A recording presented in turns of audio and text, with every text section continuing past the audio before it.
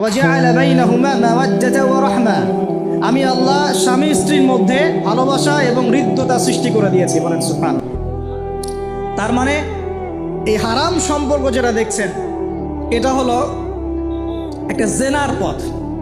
আর যখন আমরা হালালভাবে বিয়ে শাদী করবেন, আপনারা করবেন, তখন দেখবেন আল্লাহ পাকের পক্ষ থেকে ভালোবাসা সৃষ্টি হয়ে যাবে ইনশাআল্লাহ। অতএব ওয়াদা করতে পারি তো আল্লাহর কাছে যে নিজের চরিত্রকে পবিত্র রাখবো ইনশাআল্লাহ, হারাম কোনো সম্পর্কে যাব না ইনশাআল্লাহ, কোনো সহি প্রেমেও যাব না ইনশাআল্লাহ। এটা সহি প্রেম আবার কি জিনিস?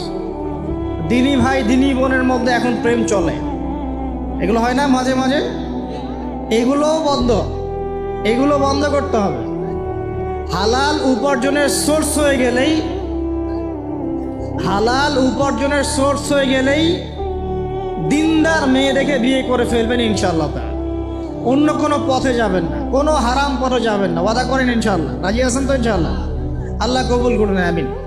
আর বিয়ের সময় অবশ্যই দিনদারিতা দেখবেন, অন্য কিছু না, অন্য কিছু পরে, দিনদারিতা আগে। দিনদারিতা আছে, নামাজ পড়ে, পর্দা করে, মাশাআল্লাহ সব দিক ঠিক আছে, তারপরে দেখবেন আপনি অন্য কিছু, তার আগে নয়। কথা ঠিক আছে? একইভাবে মেয়েদের ক্ষেত্রেও যে আগে দেখবেন না ছেলে কত বড় চাকরি করে, ছেলের কত বড় বাড়ি আছে, গাড়ি আছে, এটা পরে। আগে দেখবেন ছেলে নামাজি কিনা, সুন্নত আছে কিনা, ইসলামের জন্য তার সফট কর্নার আছে কিনা, ইসলাম প্র্যাকটিস করে কিনা, এগুলো আগে দেখবেন। এগুলো না দেখলে কি হবে জানেন? বিয়ের 1 বছর 2 বছর পরেই বুঝতে পারবেন দুনিয়াটা জাহান্নাম হয়ে গেছে। না বুঝতে দুনিয়াতেই তখন জাহান্নামের আযাবের স্বাদ ভোগ করতে হবে। না আল্লাহ পাক আমাদেরকে হেফাজত করুন, আমিন। তো এই যে আল্লাহ পাক আদম আলাইহিস সালামের পাঁজর থেকে সৃষ্টি করলেন কাকে, এবং ভালোবাসা দিয়ে দিলেন উভয়ের মাঝখানে, এটা কি আল্লাহ পাকের দয়া নয়? আল্লাহ পাক ভালোবাসেন না? এবার দেখেন গাছের কাছে যেতে নিষেধ করলে, আমি কিন্তু শর্ট করে বলছি, গাছের কাছে যেতে নিষেধ করলে তোমরা জান্নাতে থাকো, খাও, যা ইচ্ছা করো, কিন্তু ওয়ালা তাকরাবা হাদিহি শাজারা, এই গাছের কাছেও যাবে না। একটা পরীক্ষা, জাস্ট একটা পরীক্ষা। এখানে কিন্তু বলা হচ্ছে গাছের কাছেও যাবে না, বলা হচ্ছে না যে গাছের ফল খাবে না। ঠিক যেমন আল্লাহ বলেছেন তোমরা জেনার কাছেও যাবে না। আল্লাহ পাক কিন্তু বলেন নাই জেনা করবে না, আল্লাহ পাক বলেছেন তোমরা জেনার কাছেও যাবে না। তো এখান থেকে আমরা এই হুকুমটার কঠোরতা বুঝতে পারি। তো প্রিয় ভাইরা, এখানে আমাদের পিতামাতা শয়তানের প্রলোভনে পড়ে গেলেন। কেন পড়লেন? শয়তান ওয়াসওয়াসা দিল যে আমি কি তোমাদেরকে এমন গাছের কথা বলে দিব যে গাছের কাছে গেলে বা যার ফল খেলে তোমরা চিরস্থায়ী জীবন পাবে এবং তোমরা ফেরেশতা হয়ে যাবে, এরকম কথা বলবো, এবং তোমরা কোনোদিন মরবে না। হাল আদুল্লুকা আলা শাজারাতিল খুলদি ওয়া মুলকিন লা ইয়াবলা, এই দুটো ওয়াসওয়াসা, চিরস্থায়িত্বের ওয়াসওয়াসা এবং অমরত্বের ওয়াসওয়াসা দিয়ে আমাদের পিতামাতাকে নিয়ে গেল। এখন আমাদের পিতামাতা কি ফল খেয়েছিলেন কি খান নাই? আচ্ছা, এখন আল্লাহ পাকের দৃষ্টিতে অন্যায় হয়েছে কিনা? এরপরে আমাদের পিতামাতা কি করলেন? বললেন রব্বানা যালামনা আনফুসানা ওয়া ইল্লাম তাগফির লানা ওয়া তারহামনা লানাকুনান্না মিনাল খাসিরিন। এই যে দোয়াটা তারা করলেন, এই দোয়াটা করার পরে আল্লাহ পাক কি তাদেরকে মাফ করে দিয়েছেন কি দেন নাই? বলেন, কথা বলেন। আল্লাহ পাক মাফ করে দিয়েছেন কি দেন নাই?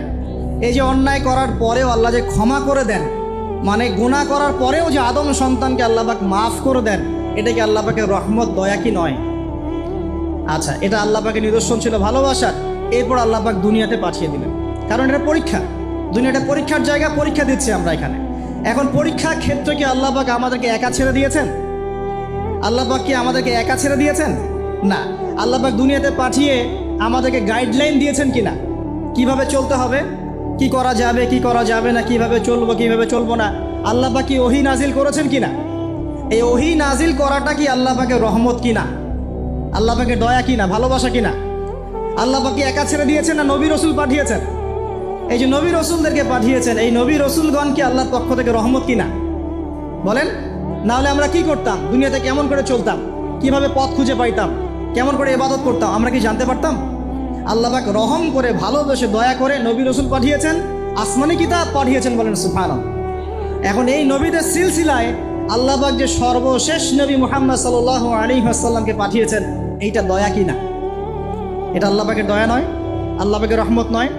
আল্লাহ পাক কি বলেন নাই যে তিনি হচ্ছেন রাহমাতুল লিল আলামিন? তিনি পুরো বিশ্ব জগতের রহমত নয় কি? আচ্ছা, এখন আমাদেরকে যে আল্লাহ পাক নবী মুহাম্মদ সাল্লাল্লাহু আলাইহি ওয়াসাল্লামের উম্মত বানালেন, এটা কি আরো বড় রহমত কিনা বলেন তো? জান্নাতে যাবে 120 কাতার মানুষ। কত কাতার? 120 কাতার মানুষ ইন টোটাল জান্নাতে যাবে। তার মধ্যে উম্মতে মুহাম্মাদের কত কাতার জানেন? 80 কাতার। কত কাতার? বলেন সুবহানাল্লাহ। তাহলে এটা কি আল্লাহ পাকের দয়া নয়? আল্লাহ আমাদেরকে ভালোবাসেন না? আচ্ছা, আল্লাহ পাক যে আমাদের কাছে তাওরাত, জাবুর, ইনজিল না পাঠিয়ে আল কোরআনের মতো কিতাব পাঠিয়েছেন, যে কিতাবে সমস্ত সমাধান আছে, এটা আল্লাহ পাকের রহমত, দয়া নয়, ভালোবাসা নয়? আচ্ছা, এখন আল্লাহ পাক দুনিয়াতে চলার জন্য আমাদেরকে জীবন দিয়েছেন, হায়াত দিয়েছেন, সুস্থতা দিয়েছেন, পরিবার দিয়েছেন, আমাদের ব্যবসা বাণিজ্য দিয়েছেন, আমাদের স্ত্রী সন্তান দিয়েছেন, আমাদেরকে চলাফেরা করার ক্ষমতা দিয়েছেন। একটা চোখ নষ্ট হয়ে গেলে বুঝতে পারে মানুষের কত কষ্ট হচ্ছে, একটা পা না থাকলে বুঝতে পারে কত কষ্ট হচ্ছে। এই করোনার সময় যারা শ্বাস নিতে পারে নাই, তাদের কত কষ্ট হয়েছে। সুস্থ আছি, সুন্দর আছি, পরিবার আছে, আল্লাহ রিজিক দিচ্ছেন, 3 বেলা খাওয়াচ্ছেন, কাপড় দিচ্ছেন, শিক্ষার ব্যবস্থা করছেন, ইবাদত করার সুযোগ দিচ্ছেন, গোনা করলেও আবার মাফ করে দিচ্ছেন। এই সব কিছুকে আল্লাহ পাকের ভালোবাসা নয়? এই ভালোবাসাগুলো কি নিঃস্বার্থ ভালোবাসা না স্বার্থ ভিত্তিক ভালোবাসা? এই আল্লাহ পাকের কোনো স্বার্থ আছে? আল্লাহ পাক আমাদের কাছে কিছু চান? রিজিক চান? টাকা পয়সা চান? আল্লাহ পাকের যদি ইবাদত করে আমরা ছেড়ে দেই, আল্লাহর কোনো ক্ষতি হবে? আমরা ইবাদত করে ভাসিয়ে ফেললাম, আল্লাহর কোনো লাভ আছে? আল্লাহ পাকের শক্তি কি আরো বেড়ে যাবে না কমবে? নাকি যেমন আছে তেমনই থাকবে? আল্লাহ রাব্বুল আলামিনের শান শওকত কি আরো বেড়ে যাবে, নাকি আল্লাহ পাকের শান শওকত কমে যাবে? আল্লাহ রাব্বুল আলামিন যেমন, আল্লাহ পাক তেমনই থাকবেন, তাই নয় কি? আল্লাহ পাকের যে বিশাল খাজানা আছে, আমরা যদি ইবাদত করে ভাসিয়ে ফেলি, খাজানা কি বেড়ে যাবে? আমরা যদি সবাই ইবাদত করা ছেড়ে দেই, খাজানা কমে যাবে? আল্লাহ পাকের কোনো স্বার্থ আছে আমাদের ভালোবাসার? কোনো স্বার্থ নাই। তাহলে আল্লাহ পাক এই পুরো বিশ্ব জগৎ সৃষ্টি করেছেন নিঃস্বার্থভাবে, তার স্বার্থ ছাড়া। এত অসংখ্য নেয়ামতে আমাদেরকে ভর্তি করে রেখেছেন আমাদের স্বার্থে, তার কোনো স্বার্থ নাই। কোনো স্বার্থ আছে? এই পরীক্ষায় পাশ করলে আমরা আবার জান্নাতে যাব ইনশাল্লাহ। ওই জান্নাতে যাওয়ার পরে কি আমাদের স্বার্থ থাকবে না আল্লাহ পাকের স্বার্থ থাকবে? সুবহানাল্লাহ। এই এতটুকু যদি বুঝতে পারি, আল্লাহ পাক একমাত্র সত্তা যিনি আমাদেরকে প্রকৃত অর্থে ভালোবাসেন। বাকি যত কিছু আছে আমাদের চারপাশে, এই ভালোবাসাগুলোর পিছনে একটা একটা স্বার্থ থাকে। কথা বুঝতে পারছেন না? সন্তানকে অনেক ভালোবাসেন, বুঝলাম, পিতামাতা, কিন্তু এই সন্তান যদি আপনার মনের মতো করে না চলে, একসময় কিন্তু আপনিও সন্তানের উপর রুষ্ট হবেন না? স্ত্রীর জন্য এত কিছু করছেন, দেখবেন কোনো একদিন আপনি করতে পারলেন না, দেখবেন সেদিনই আপনাকে একদম ধুয়ে রেখে দিল। এমন হয় কি না? তা আমাদের ভালোবাসাগুলোর পিছনে কোনো কোনো স্বার্থ থাকে কি না? আর এই যে জেনা চলছে, এই জেনার মধ্যে মূল স্বার্থটা কি? যৌনতা। মূল স্বার্থ কি? ছেলেও চায় মেয়েকে ভোগ করতে, মেয়েও চায় ছেলেকে ভোগ করতে, এবং বলে না না এটা পবিত্র ভালোবাসা, আমরা বিয়ে করার জন্যই জেনা করেছি, নাউজুবিল্লাহ, তাই না? বলে না আমরা তো বিয়ে করব, সমস্যা কি? ফ্রি মিক্সিং করলে কি সমস্যা? তাহলে বিয়ে যদি করবা, তাহলে মেলামেশা বিয়ের পরেই করো, ব্যাস, নিঃস্বার্থ প্রমাণ হবে। বিয়ে যদি করার উদ্দেশ্য থাকে, তাহলে বিয়ের আগে আর দেখা সাক্ষাৎ করো না, কথাবার্তা বলো না, একবার বিয়ে করো তারপরে করো, তখন দেখবেন না না এটাতে রাজি না, তার মানে স্বার্থ এখানে আছে। তাহলে নিঃস্বার্থভাবে কি আমাদের এই সম্পর্ক নষ্ট করে ফেলতে পারে? আর আপনি হক পাচ্ছেন না। সামনে আসেন। এবার আমরা কি ওয়াদা করতে পারি যুবক ভাইরা, ইনশাআল্লাহ তাআলা আমরা হারাম পথে যাব না, হালাল পথে থাকবো? এর পশ্চিমাদের এই মদতপৃষ্ঠ এই সো কল্ড ভালোবাসা দিবসের এই স্রোতে আমরা গা ভাসাবো না। আমরা কি ওয়াদা করতে পারি? আমরা কি ওয়াদা করতে পারি যে ইনশাআল্লাহ আমরা হালালভাবে বিয়ে শাদী করবো, কোনো হারামে যাব না ইনশাআল্লাহ? এই সমাজ থেকে জেনা বন্ধ করতে হবে, এই সমাজ থেকে ফ্রি মিক্সিং বন্ধ করতে হবে, এই সমাজ থেকে সমস্ত পতিতালয়কে বন্ধ করতে হবে। বন্ধ করে আমরা সামাজিক উদ্যোগ নিয়ে, প্রয়োজনে আমাদের পলিটিক্যাল পাওয়ারকে কাজে লাগিয়ে সমস্ত পতিতালয়গুলো বন্ধ করে ওই মেয়েদের রিজিকের জন্যে আমরা বিকল্প ব্যবস্থা করবো ইনশাআল্লাহ। আমরা টাকা পয়সা একত্রিত করে তাদের জন্য কর্মসংস্থান করতে পারি না? এইগুলো কাজ করে নারীর অধিকার প্রতিষ্ঠা করা যায় না? নাকি রাস্তাঘাটে গাড়ি স্লোগান দিয়ে প্রতিষ্ঠা করা যাবে? সমস্ত যে নোংরা জায়গাগুলো আছে এগুলো বন্ধ করে ওই মেয়েরা কিন্তু কারো মা, ওরা দেখবেন কারো বোন, কারো স্ত্রী বা কারো সহধর্মিনী কিছু একটা হবেন, তারাও কিন্তু মানুষ হয়তো অন্ধকার জগতে হারিয়ে গেছে, দালালের খপ্পরে পড়েছে বা পেটের দায়ে পড়ে কাজ করছে। যদি আমরা তাদের জন্য বিকল্প ব্যবস্থা করে দিতে পারি, আল্লাহ পাক আমাদেরকে তৌফিক দান করুন, তাদের জন্য কর্মসংস্থানের ব্যবস্থা করতে পারি, একটা মেয়েও এই হারাম পথে যাবে না ইনশাআল্লাহ। আমরা কি এভাবে নারীর অধিকার প্রতিষ্ঠা করতে পারি না? আমরা কি এতিম মেয়েদের দায়িত্ব নিয়ে করতে পারি না? আমরা কি সমাজের বিধবা মেয়েদেরকে বিয়ে করতে পারি না? তালাকপ্রাপ্ত মেয়েদের দায়িত্ব নিতে পারি না? মেয়েদের অধিকার নিয়ে অনেক কথা বলা হয়, কিন্তু এই কথাগুলো থাকে খালি বুলি, বাস্তবতা নাই। বাস্তবে কয়জন ছেলে এতিম একটা মেয়েকে বিয়ে করে দেখিয়েছে? কয়জন ছেলে একটা বিধবা মেয়েকে বিয়ে করার সাহস করেছে? কয়জন ছেলে একটা তালাকপ্রাপ্ত একটা মেয়েকে বিয়ে করে দেখিয়েছে হ্যাঁ আমি তার দায়িত্ব নিলাম? কয়জন করেছে এগুলো? শুধু এসব বুলি আওড়ালে হবে না, আমাদেরকে কাজ করে দেখাতে হবে। আল্লাহ পাক তৌফিক দান। আবার কিছু মানুষ এখন আবার ফ্যান্টাসিতে ভুগছে আর কি, যে একাই 4-5 জনের দায়িত্ব নিয়ে ফেলবে। হ্যাঁ শোনেন, কিছু বিষয় কোরআন হাদিসে আছে ঠিকই, কিন্তু যারা এই পথে পা বাড়ায় নাই তাদের অভিজ্ঞতা অত বেশি নয় যারা পা বাড়িয়েছে। অতএব ফ্যান্টাসি বাদ দেন। আমি পরামর্শ দেই, দিনদার মুত্তাকি একজন মনের মতো ভালোবাসার স্ত্রী যদি পেয়ে যান, তাকে নিয়ে দুনিয়ার জীবনটা কাটিয়ে দেন। ডানেও দেখতে যায় না, বামেও দেখতে যায় না, কারণ সবাই সব কিছু করতে পারবে না। সবাইকে আল্লাহ পাক একই রকম ফিজিক্যাল, মেন্টাল, ইকোনমিক্যাল সামর্থ্য দেন নাই, তাই সবাইকে সব করতে হবে না। আর এগুলো ক্ষেত্র বিশেষে সবার জন্য আমভাবে নয়। আল্লাহ পাক আমাদেরকে বোঝার তৌফিক দান করুন। এবার দেখুন, শেষ করার আগে আমি এদিকে কয়েকটা পয়েন্টস বলে শেষ করছি। এখন আমরা বুঝতে পারলাম যে আল্লাহ পাক পুরো সৃষ্টি জগৎকে ভালোবাসেন। আল্লাহ পাক আমাকে ভালোবাসেন, আপনাকে ভালোবাসেন বলেই আজকে আপনি এখানে বসে আছেন। আল্লাহ পাক আপনাকে ভালোবাসেন বলেই লক্ষ লক্ষ কোটি কোটি মানুষ এখন জিনা করছে। আজকের দিনে আপনি ওয়াজ মাহফিলে বসে আছেন। আল্লাহ পাক আপনাকে ভালোবাসেন বলেই আপনি আল্লাহকে সিজদা দেওয়ার তৌফিক পেয়েছেন। আপনি লা ইলাহা ইল্লাল্লাহ কালিমা শিখেছেন। আপনি এই যে কোরআন পড়তে শিখেছেন, কোরআন পড়ছেন, হাদিস পড়ছেন, নবীর দ্বীনের প্রতি মহব্বত আছে। আল্লাহ আপনাকে ভালোবাসেন বলেই হচ্ছে। কখন বুঝবেন আল্লাহ আপনাকে ভালোবাসেন? যখন আল্লাহ পাকের অনুমোদিত কাজগুলো আপনার ভালো লাগবে। নামাজ পড়তে ভালো লাগছে, রোজা রাখতে ভালো লাগছে, কোরআন তেলাওয়াত করতে ভালো লাগছে, আল্লাহর জিকির করতে ভালো লাগছে, আলেম ওলামার সাথে থাকতে ভালো লাগছে। ঠিক আছে, আল্লাহর হালাল কাজগুলো যখন ভালো লাগবে বেশি বেশি, বুঝবেন আল্লাহ আপনাকে নির্ঘাত মহব্বত করেন। আর যখন আল্লাহ পাকের নিষেধগুলো, হারাম, মদ আমার ভালো লাগে না, জেনা ভালো লাগে না, আমার খারাপ জিনিস দেখতে ভালো লাগে না, খারাপ শুনতে ভালো লাগে না, বুঝবেন আল্লাহ আপনাকে ভালোবাসেন।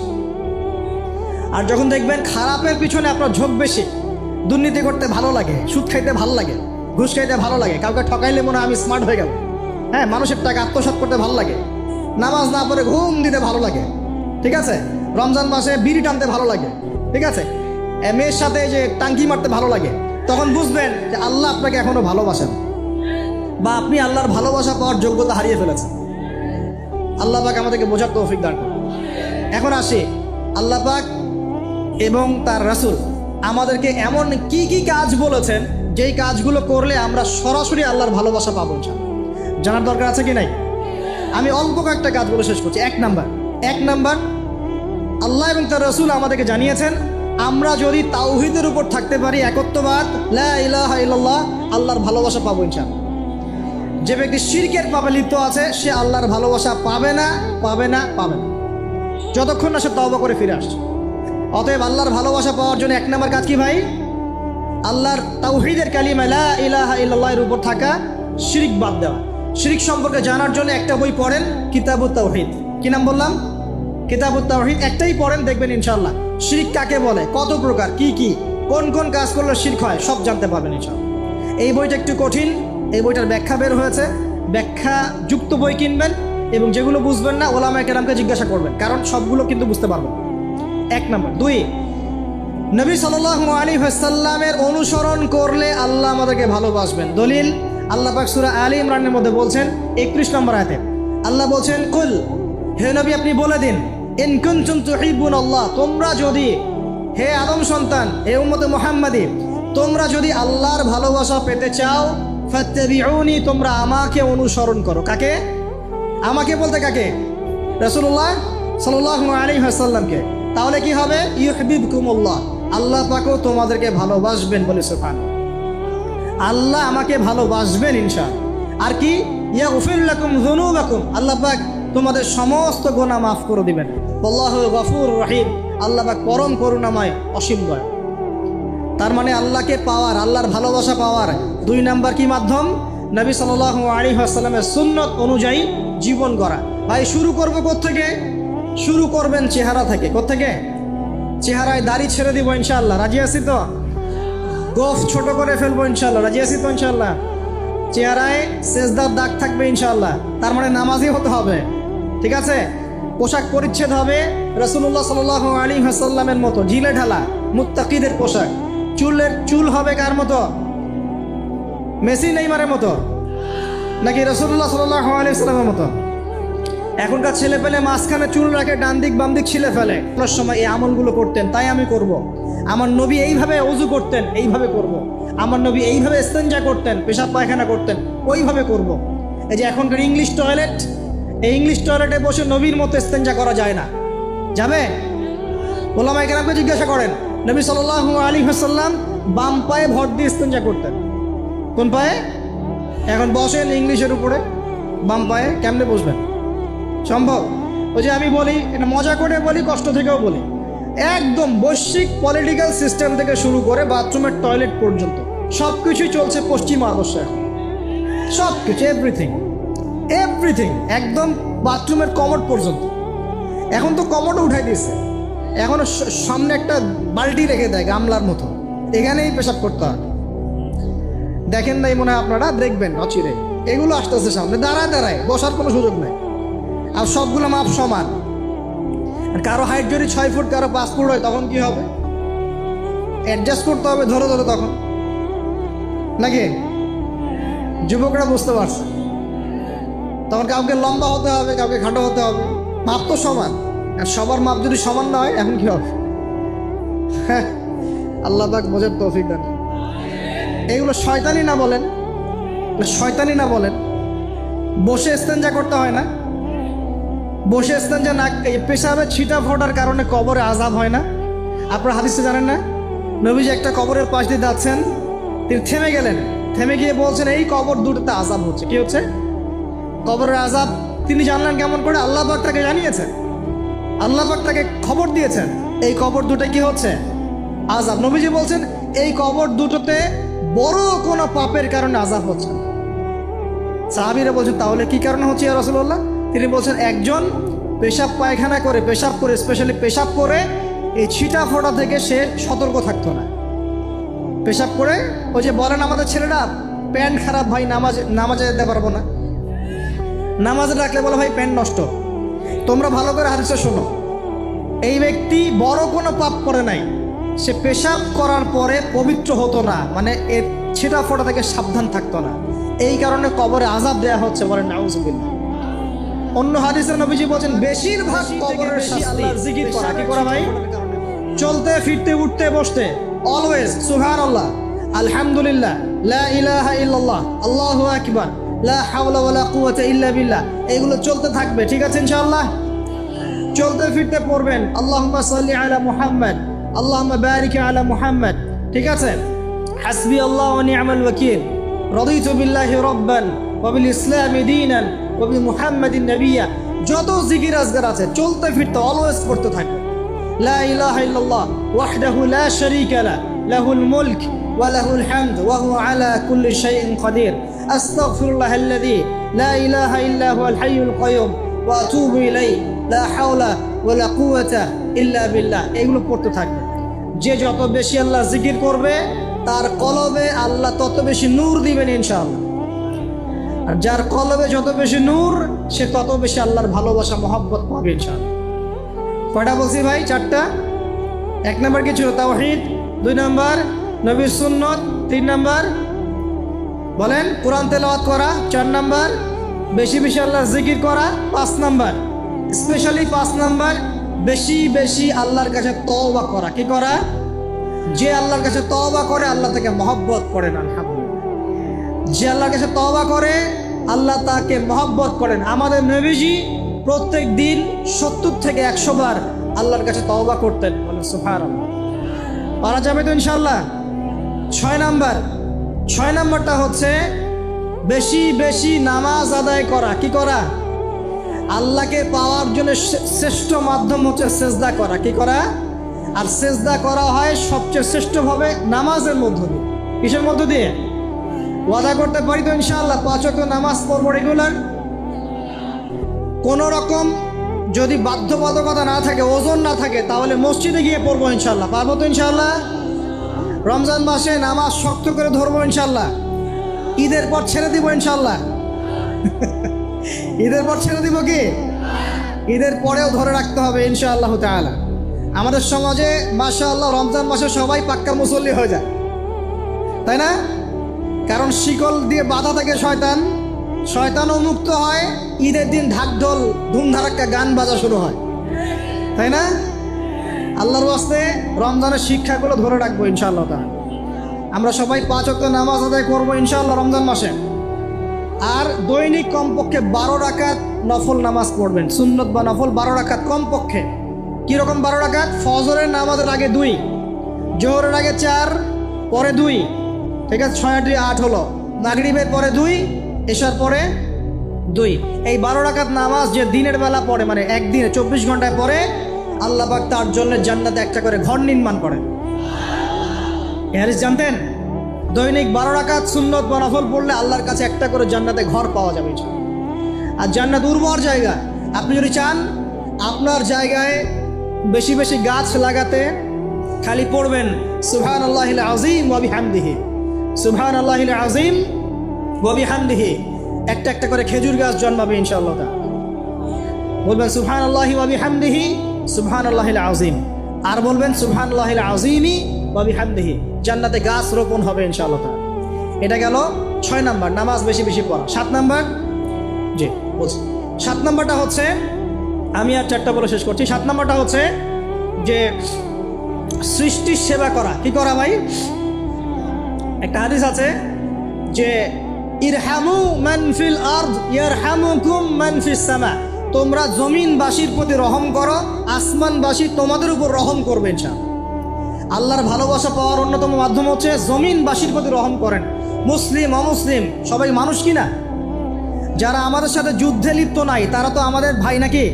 যারা যুদ্ধে লিপ্ত আছে এরা শত্রু হতে পারে, যারা যুদ্ধে লিপ্ত নাই তারা তো আমাদের ভাই নাকি? তাদের বিপদ আপদে পাশে দাঁড়াবো না? একটা প্রাণীর অধিকার যদি আপনি রক্ষা করেন, একটা বিড়ালকে পানি না দেওয়ার অপরাধে এক মহিলা জাহান্নামে গিয়েছে, আর একটা কুকুরকে পানি পান করানোর সোয়াবের এই কাজের বিনিময়ে এক মহিলা জান্নাতে গিয়েছে। সুবহানাল্লাহ। তো পশু পাখির অধিকার যেখানে ইসলাম কথা বলেছে, এখানে পুরো মাখলুকের প্রতি আমাদের রহম দিল থাকতে হবে। আমাদের সবাইকে দয়া ভালোবাসা দেখাতে হবে ইনশাআল্লাহ। আল্লাহ পাক আমাদেরকে ভালোবাসবেন ইনশাআল্লাহ। 8 নাম্বারটা কি? এটা বেশি ইম্পর্টেন্ট, শোনেন। 8 নাম্বারটা হচ্ছে আল্লাহর জন্যে কাউকে ভালোবাসা, আল্লাহর জন্য ঘৃণা করা। একটা এই যে হাদিসগুলো পড়তে পড়তে আমি আসলাম গাড়িতে, আল্লাহ পাক বলেছেন, শোনেন, আল্লাহ পাক বলেছেন কিয়ামতের মাঠে আল্লাহ পাক বলবেন, নিজেই বলবেন যে আইনা মুতাহাবুনা লিজালালি, আমার ইজ্জতের জন্য যারা পরস্পরকে ভালোবাসতো এরা কোথায়? আল্লাহ পাক ঘোষণা করবেন কোথায় তারা?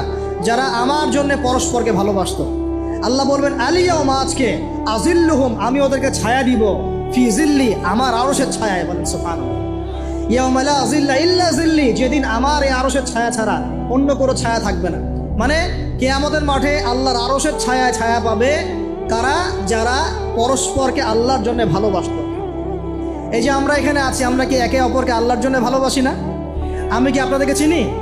আপনারা কি আমাকে চিনেন? এই যে আপনারা আলেম ওলামাদেরকে ভালোবাসেন, ইসলামকে ভালোবাসেন, কিসের জন্য বাসেন? আল্লাহর জন্য। এই আল্লাহর জন্য যারা পরস্পরকে মহব্বত করে, আল্লাহ পাক তাদেরকে আরশের ছায়া ছায়া দিবেন ইনশাআল্লাহ। আরও একটা নেকি আছে, বলবো শোনেন। আরেকটা হাদিসে আসছে কিয়ামতের মাঠে স্পেশাল কিছু মিম্বর থাকবে। মিম্বর চিনেন? যেখানে দাঁড়ায় ইমাম সাহেব খুতবা দেয়, এরকম মিম্বর থাকবে। এই মিম্বরগুলো হবে নূরের মিম্বর। কিসের? নূর মানে কি? আলো, আলো, আলো, নূরের মিম্বর থাকবে। ওই কিয়ামতের মাঠে কি আলো থাকবে? এমনিতে মাঠটা তো অন্ধকার। ওই অন্ধকার মাঠে নূরের মিম্বর আল্লাহ পাক দিবেন কাদেরকে? যারা পরস্পরকে এই আল্লাহর জন্য মহব্বত করত। আর নবীগণ, শহীদগণ তাদের দিকে তাকায় থাকবে। তাকায় নবীগণ, শহীদগণ পর্যন্ত এই মানুষগুলোকে দেখে ঈর্ষা করবে, কাশ আমরাও যদি এমন হতে পারি। চিন্তা করেন, আল্লাহর জন্য পরস্পর মহব্বতকারীদেরকে আল্লাহ পাক এমন সম্মান দিবেন যেটা দেখে নবীগণ পর্যন্ত ঈর্ষা করতে থাকে। তাহলে আমরা কি আল্লাহর জন্য পরস্পরকে মহব্বত করতে পারি কি না? এটা হলো 8-9 নাম্বার। আল্লাহর জন্যেই ঘৃণা করতে হবে। আল্লাহর জন্য ঘৃণা কেমন? যেমন কেউ ইসলামকে পছন্দ করে না, কটূক্তি করে, ইসলামের এইটা ভালো না, ওইটা ভালো না, ইসলামের সাথে দুশ্মনী করে ভিতর থেকে বাহির থেকে, আপনি ওদেরকে ভালোবাসতে পারবেন না। যদি আল্লাহর দুশ্মনদের সাথে আপনার ভালোবাসা থাকে, তাহলে আপনিও আল্লাহর দুশ্মনের কাতারে অন্তর্ভুক্ত হয়ে যান।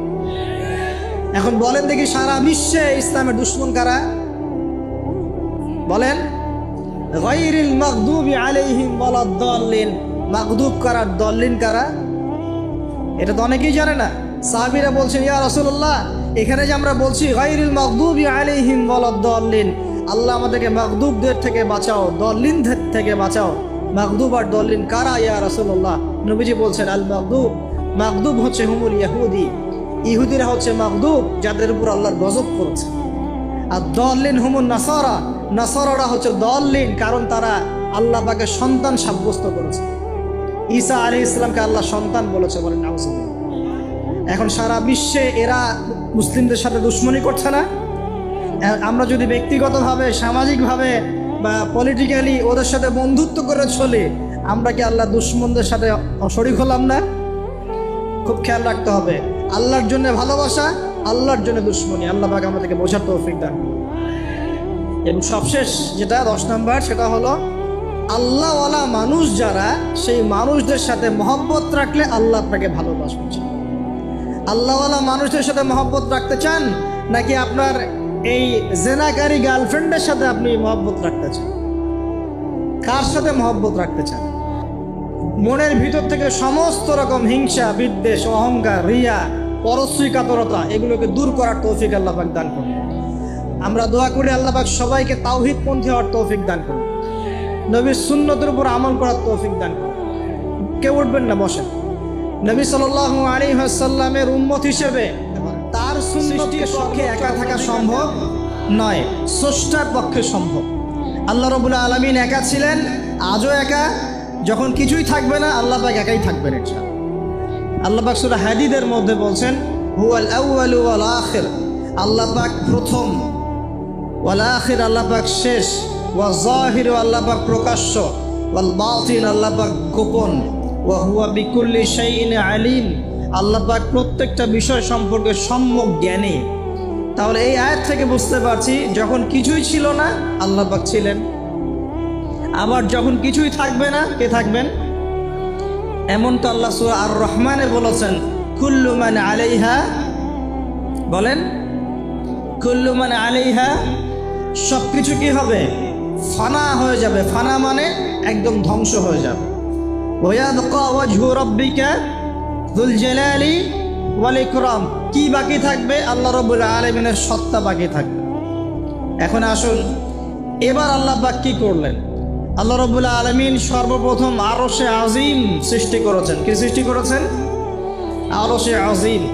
এবং আরশটা ছিল পানির উপরে। সূরা হুদের মধ্যে আল্লাহ বলেছেন, কানা আরশুহু আলাল মা, আল্লাহ পাকের আরশটা ছিল পানির উপরে।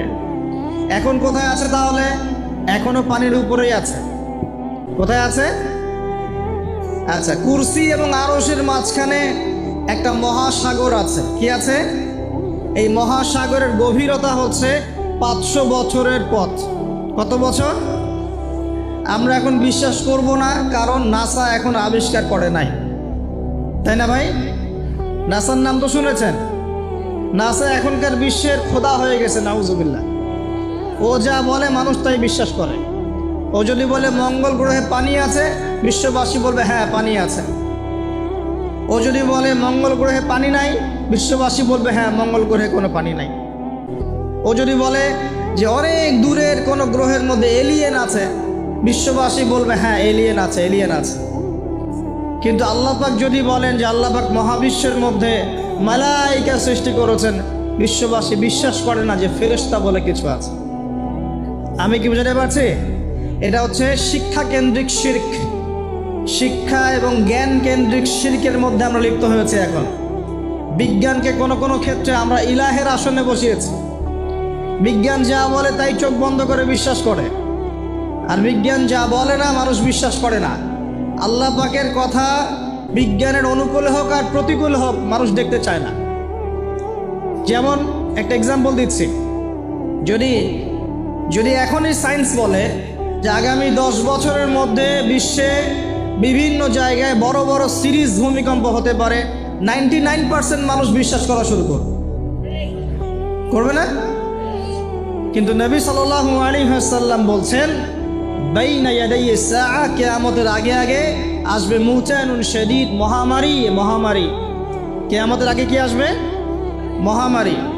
মুতানুন শাদীদ মানে বড় মহামারী, লম্বা বড় মহামারী, কঠিন মহামারী, শাদীদ। ওয়া বা'দাহু, এবং মহামারীর পরে আসবে সানাওয়াতু জালাজিল, ভূমিকম্পের বছরগুলো।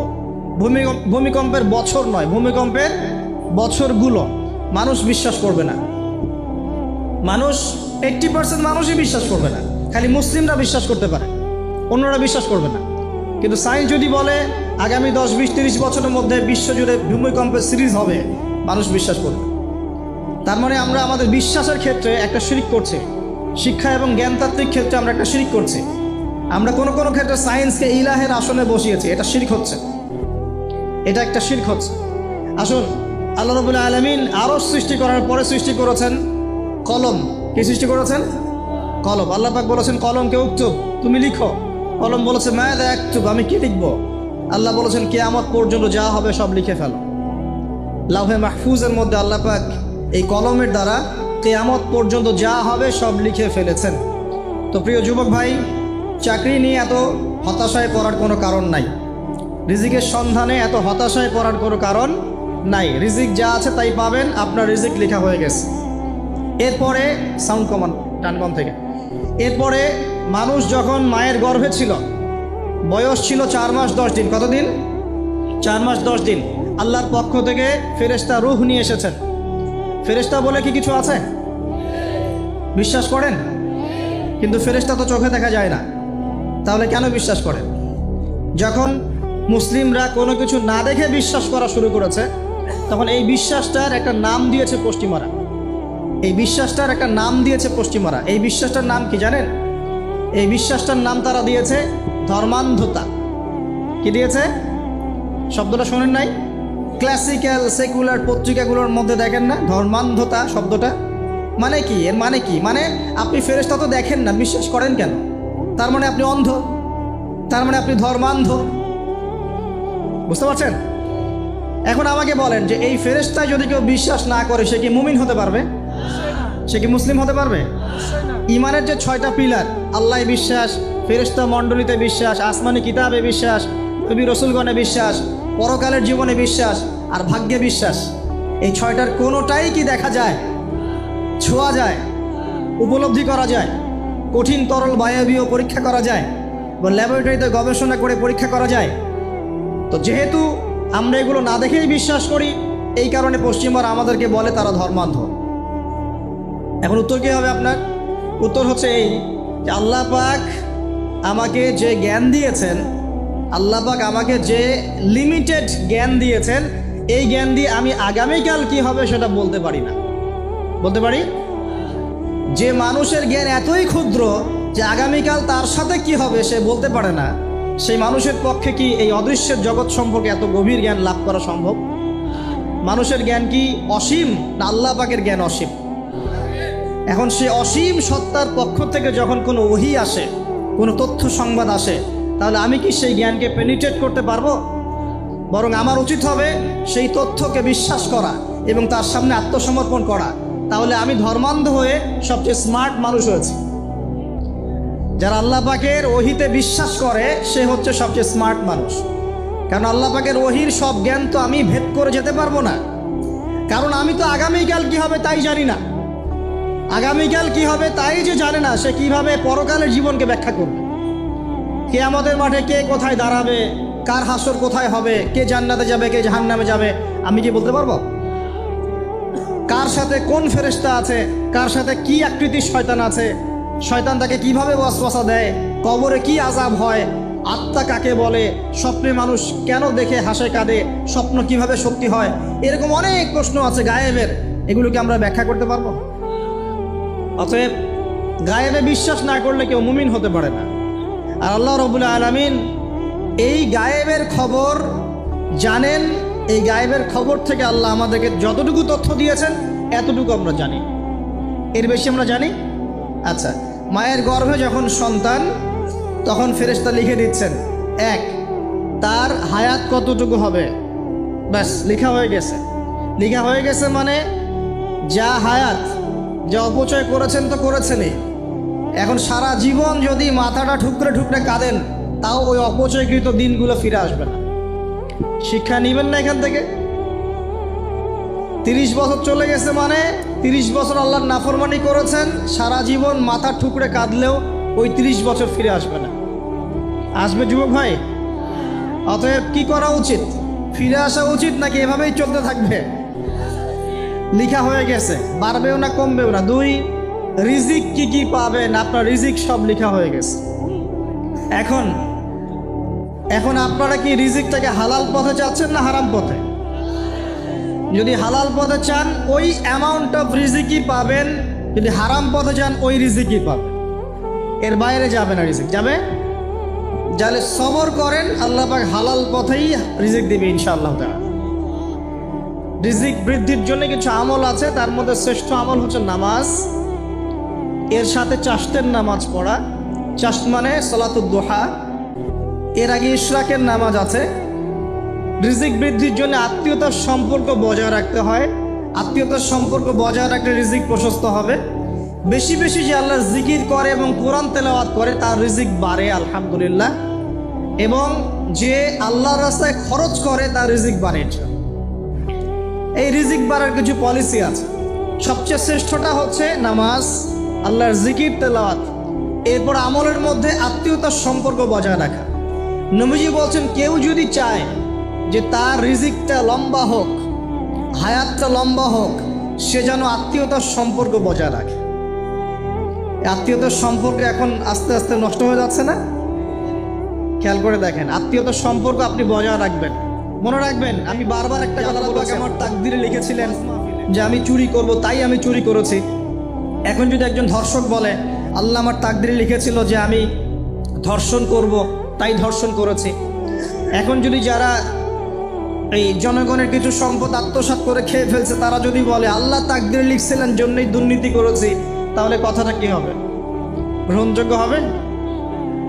এখন যদি দলিল দেয় তাকদিরে তো লেখা ছিল। এই আকীদাটার নাম হচ্ছে জাবারিয়া আকীদা। কি আকীদা? জাবারিয়া। এমন একজন ব্যক্তি উমর রাদিয়াল্লাহু আনহুর দরবারে এসেছিল, চোর চুরি করেছে, ধরা পড়েছে। উমর রাদিয়াল্লাহু আনহু বলেছেন হাত কেটে ফেলো। তখন সে বলছে যে আমার হাত তো কাটা যাবে না, কেন? আল্লাহ পাক তাকদিরে লিখেছেন আমি চুরি করব, তাই চুরি করেছি। তো উমর রাদিয়াল্লাহু আনহুর সামনে এই কথাটা বলেছে। আর উমর রাদিয়াল্লাহু আনহু কি বিচক্ষণ মানুষ ছিলেন না বোকাশোকা ছিলেন? বলেন, তার মতো শাসক পাওয়া যাবে? তার মতো আরো একজন শাসক আসবে ইনশাআল্লাহ পৃথিবীতে। তার নাম কি? নবী ঈসা আলাইহিস সালাম ইনশাআল্লাহ তাআলা। এবং তার আগে আরো একজন ইমাম আসবেন, তার নাম কি? তার নাম হচ্ছে মুহাম্মদ। কি নাম? তার নাম মুহাম্মদ, তার উপাধি হচ্ছে মাহদি। কখন আসবেন? যখন পৃথিবীতে যুদ্ধ বিগ্রহ ছড়িয়ে পড়বে, ব্যাপক আকারে মালহামা চলবে, তখন আসবেন। কাদের পক্ষে আসবেন? মুসলিমদের পক্ষে। কি উদ্দেশ্যে আসবেন? সারা বিশ্বে জুলুম তুলে ফেলার জন্য। এবং আরেকটা কি উদ্দেশ্য? ওই জেরুজালেম উদ্ধার করার জন্য। কোন জেরুজালেম? যেটা এখন ইহুদিরা দখল করে আছে। চারপাশে আরবরা মাঝখানে কেমন করে দখল করে আছে, আরবদেরকে হাতের মুঠোয় নিয়ে নিয়েছে। এই কারণে মুনাফিকদের উপর টিকে আছে সে, এবং তার পশ্চিমা মিত্রদের উপর টিকে আছে। ঈসা আলাইহিস সালাম কেন আসবেন? এই জায়গাটা পুনরুদ্ধার করার জন্য। ঈসা আলাইহিস সালাম কি পরাজিত হবেন না বিজয়ী হবেন? কত বছর বিশ্ব শাসন করবেন? 40 বছর। এগুলো হবে বিশ্বে, এগুলো হওয়া এখনো বাকি আছে। আরও কি হবে? মুসলিমরা কনস্ট্যান্টিনোপল আবার জয় করবে। এই কনস্ট্যান্টিনোপলের মধ্যে ফিতনা দেখা দিবে অচিরেই, মুসলিমরা ওইটা আবার দখল করবে ইনশাআল্লাহ তাআলা। আরও কি হবে? বললাম ভূমিকম্পের বছরগুলো আসবে সামনে, এবং মুতায়নুন শাদীদ মহামারীও আসবে। আরও কি? বড় বড় 3টা ভূমিকম্প বাকি আছে এখনো। আগে বলেছি লেকচারে, একটা পৃথিবীর পূর্বে, একটা পশ্চিমে, একটা মাঝখানে। এগুলো এখনো বাকি আছে। বিশ্বে অনেক কিছু হওয়া এখনো বাকি আছে। এখন যা দেখছি এগুলোই স্বপ্ন, এগুলো চলে যাবে। সময় কি হবে? চলে যাবে। আরও নতুন সময় আসবে ইনশাআল্লাহ তাআলা। আমাদের দায়িত্ব কি? আমাদের দায়িত্ব পরিস্থিতি বুঝে দিন ধরে রাখা, আমল করা এবং মানুষকে দিনের দিকে আহ্বান করা। আমরা যদি দায়িত্ব পালন না করি তাহলে কি হবে? আল্লাহ পাক আমাদেরকে সরিয়ে দিয়ে নতুন কওম নিয়ে আসবেন। আল্লাহ পাক সূরা মুহাম্মাদে বলেছেন, ওয়া ইন তাতাওয়াল্লাউ, তোমরা যদি মুখ ফিরিয়ে নাও, ইয়াস্তাবদিল কওমান গায়রাকুম, আল্লাহ পাক নতুন কওমকে তোমাদের জায়গায় স্থলাভিষিক্ত করবেন। সুম্মা লা ইয়াকুনু আমসালাকুম, তারা তোমাদের মতো হবে না, মানে আমাদের মতো অপদার্থ হবে না। উম্মার বিজয়ের শর্ত কি? আল্লাহ সূরা মুহাম্মাদেই বলেছেন, ইন তানসুরুল্লাহ ইয়ানসুরুকুম, তোমরা আল্লাহর দ্বীনকে সাহায্য করো তবেই আল্লাহ তোমাদেরকে সাহায্য করবে। ওয়া ইউসাব্বিত আকদামাকুম, তোমাদের পা আল্লাহ দৃঢ় করে রাখবেন। আমরা আল্লাহকে সাহায্য না করলে আল্লাহ পাক আমাদেরকে সাহায্য করবেন না। আল্লাহ পাক সূরা রা'দের মধ্যে বলছেন, ইন্নাল্লাহা লা ইউগাইয়িরু মা বিকওমিন হাত্তা ইউগাইয়িরু মা বিআনফুসিহিম, আল্লাহ পাক কোনো কওমের অবস্থা ততক্ষণ পরিবর্তন করেন না যতক্ষণ না সেই কওম তার নিজের অবস্থার পরিবর্তনের চেষ্টা করে। তাহলে আমাদের পরিবর্তন কেন হচ্ছে না? কারণ আমরা নামাজ ছেড়ে দিয়েছি। 90% মুসলিমের দেশে কত পার্সেন্ট নামাজ পড়ে চিন্তা করে দেখবেন। আমরা কোরআন ছেড়ে দিয়েছি। 90% মুসলিমের দেশে কত পার্সেন্ট বিশুদ্ধ করে কোরআন তেলাওয়াত করতে পারে একটু খোঁজ নিয়ে দেখবেন। কোরআন শুমারি করে দেখেন, নামাজ শুমারি করে দেখেন, তাহলে বুঝতে পারবেন। আর যারা কোরআন পড়তে জানে তাদের মধ্যে কত পার্সেন্ট কোরআনের অর্থটা বোঝে, এটা আরও বড় বিষয়। তারপরে আবার কারা মেনে চলে, এটা আরও বড় বিষয়। আর আমরা কতজন মানুষ দিন ইসলামকে সামগ্রিক দিন হিসেবে মানি, এটাও একটা বড় বিষয়। আমরা মানি ঠিকই, আংশিক। যেমন ইবাদত বন্দেগীর জীবনে মুসলমান, অর্থনৈতিক জীবনে গিয়ে আবার সুদখোর, এমন না বিষয়টা? এমন হয় না বিষয়টা? ইবাদত বন্দেগীর জীবনে আমি পাক্কা মুসলিম, কপালে সেজদার দাগ আছে মাশাআল্লাহ, দাড়ি টুপিও আছে মাশাআল্লাহ, কিন্তু ব্যবসায় গিয়ে মাপে কম দিচ্ছি না, ব্যবসায় গিয়ে আমি হারাম ভেজাল দিচ্ছি কিনা, এরকম হচ্ছে কি না? হচ্ছে। কিন্তু সে কিন্তু মুসলিম এবং নামাজও পড়ে। তা আমাদের সমস্যা ভাই এখানেই। এখন এই সমস্যাটা সলভ করলে ইনশাল্লাহ সব সমস্যা সলভ হয়ে যাবে। সমস্যাটা কি? আমরা ইসলামটাকে আংশিকভাবে মানি, পরিপূর্ণ জীবনে ইসলাম বাস্তবায়ন করতে পারছি না। আমি আপনি হয়তো কেউই পারছি না। ফখর করলে বলার নাই যে আমি খুব পারছি, আসলে আমিও পারছি না। কারণ এই যুগে এটা পারাটা খুব ডিফিকাল্ট। এই যুগে পারাটা কি? খুবই কঠিন। কিন্তু এটাই তো এই যুগের চ্যালেঞ্জ। নবীজি বলেছেন, তোমাদের সামনে এমন যুগ আসছে যে যুগে ঈমান ধরে রাখাটা হাতের মধ্যে আগুন ধরে রাখার মতো হবে। তবে সুসংবাদ ওই যুগে তাদের জন্যে যারা আমার সুন্নতকে আবার জীবিত করতে পারবে। যে আমার মৃত সুন্নতকে জীবিত করবে, আল্লাহ পাক তাকে 50 জন শহীদ সাহাবীর সমান নেকি আল্লাহ পাক ভালোবাসেন কি না? তাহলে এই পুরো মহাবিশ্ব সৃষ্টি করে আল্লাহ পাক কি মহাবিশ্বের মধ্যে ভালোবাসা ছড়িয়ে দেন নাই? আল্লাহ রাব্বুল আলামিন 6 দিনে মহাবিশ্ব সৃষ্টি করে মহাবিশ্বের সব জায়গায় যার যার কাজ তাকে বুঝিয়ে দিলেন। কোন গ্রহ কি কাজ করবে, কোন সৌরজগৎ কেমন করে চলবে, দুনিয়া কিভাবে ঘুরবে, সূর্য কিভাবে উঠবে, চাঁদ কিভাবে আসবে, কোন মাখলুক কি কাজ করবে, ফেরেশতাদের কাজ কি হবে, ইত্যাদি ইত্যাদি। আল্লাহ পাক সমস্ত কাজ বুঝিয়ে দিলেন। সূরা আলিফ লাম মিম সেজদা, হামিম সেজদার মধ্যে আছে, পড়ে দেখবেন। আল্লাহ পাক পুরো মহাবিশ্বের দায়িত্ব বন্টন করে দিলেন। এবার আল্লাহ রাব্বুল আলামিন কি করলেন শোনেন। আল্লাহ রাব্বুল আলামিন বলছেন, এই পুরো মাখলুক কায়নাত সৃষ্টি করার পর আল্লাহ পাক তার রহমতকে 100 ভাগে ভাগ করলেন। কত ভাগে? আল্লাহ পাকের দয়া, রহমত, ভালোবাসাকে 100 ভাগে ভাগ করলেন। ভাগ করে এক ভাগ, মাত্র এক ভাগ আল্লাহ পাক পুরো মহাবিশ্বে ছড়িয়ে দিলেন, বলেন সুবহানাল্লাহ। বাকি 99 ভাগ রহমত আল্লাহ পাক তার কাছে রাখলেন। এই এক ভাগ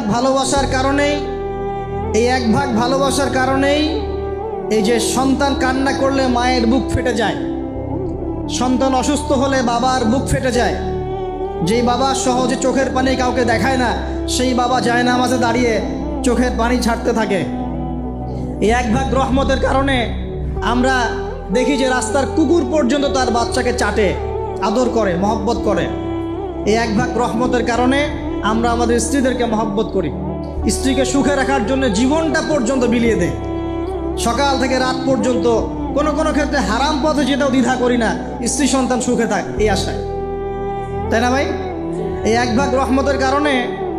ভাগ রহমতের কারণে গাভী দেখবেন, গাভী তার বাচ্চাকে প্রসবের পর চাটে, গাটা চেটে পরিষ্কার করে দেয়। এই এক ভাগ রহমতে পুরো কায়নাত টিকে আছে। আর নবী সাল্লাল্লাহু আলাইহি ওয়াসাল্লাম বলছেন বাকি 99% রহমত আল্লাহ পাক তার কাছে রেখেছেন। এই রহমত এবং ভালোবাসা দিয়ে আল্লাহ পাক কিয়ামতের মাঠে মানুষকে মাফ করবে ইনশাআল্লাহ। তার মানে বলেন আল্লাহু আকবার। তার মানে আমরা আশা করতে পারি ইনশাআল্লাহু তাআলা আমরা আল্লাহর জান্নাত পাবো ইনশাআল্লাহ। পাবো কি না? শুধু একটা কাজ যদি উম্মত করতে পারে জান্নাত পাবে। বলে দিব কোনটা? অনেক কাজই আছে কিন্তু স্পেশাল একটা কাজ, একটা। আল্লাহ রাব্বুল আলামিন মেরাজের রাতে তার নবীকে উঠিয়ে নিয়েছিলেন, উঠিয়ে নিয়ে কাছে নিয়ে আসছেন, একদম কাছে, আর যে আরশের কাছাকাছি। নবী সাল্লাল্লাহু আলাইহি ওয়াসাল্লাম বলছেন ওই সময় তার উপর 3টা স্পেশাল ওহী করা হয়েছে। কয়টা? 3টা। একটা হচ্ছে 50 ওয়াক্ত নামাজ। কত ওয়াক্ত? এটা কমতে কমতে কমতে কত ওয়াক্ত হয়েছে? 5। 5কেও কমানোর জন্য কোন নবী বলছিলেন? মুসা আলাইহিস সালাম বলছেন 5ও পারবে না, কমায় নিয়ে আসেন। 5ও যে পারবে না, মুসা আলাইহিস সালাম কেমন করে জানলেন? তার উম্মত 2 ওয়াক্ত নামাজ ফরজ। কয় ওয়াক্ত নামাজ ফরজ ছিল? ওই 2 ওয়াক্ত তার আদায় করতে পারে নাই। এই অভিজ্ঞতা থেকে তিনি বলেছেন যে আপনার উম্মত 5 ওয়াক্ত পারবে না। সত্যি না মিথ্যা কথাটা? আসলেই কি উম্মত 5 ওয়াক্ত নামাজ পড়তে পারছে? আচ্ছা, যাই হোক, আল্লাহ পাক আমাদেরকে পড়ার তৌফিক দান করুন। দ্বিতীয় ওহী হচ্ছে সূরা বাকারার শেষের 3টা আয়াত। কয় আয়াত? সূরা বাকারার শেষের 3 আয়াত ওহী করেছেন কে? আল্লাহ রাব্বুল আলামিন। কোনো ব্যক্তি যদি রাতের বেলা সূরা বাকারার শেষের 3টা আয়াত পড়ে সারা রাত ইবাদত করার নেকি পাবে ইনশাআল্লাহ। আর 3 নাম্বারটা হচ্ছে স্পেশাল, সেটা হচ্ছে আল্লাহ পাক বলেছেন, হে মুহাম্মদ সাল্লাল্লাহু আলাইহি ওয়াসাল্লাম, বলেন সাল্লাল্লাহু আলাইহি ওয়াসাল্লাম, তোমার উম্মতের কোনো ব্যক্তি যদি আসমান জমিনের সমান গোনা নিয়ে আমার সামনে দাঁড়ায়, আসমান জমিন সমান গোনা নিয়ে আমার সামনে দাঁড়ায়, কিন্তু আমার সাথে শিরকের পাপ নাই, আমার সাথে কোনো শিরকের পাপ করে নাই, ইনশাআল্লাহ আমি আল্লাহ তার সামনে আসমান জমিন সমান ক্ষমা নিয়ে হাজির হব ইনশাআল্লাহ।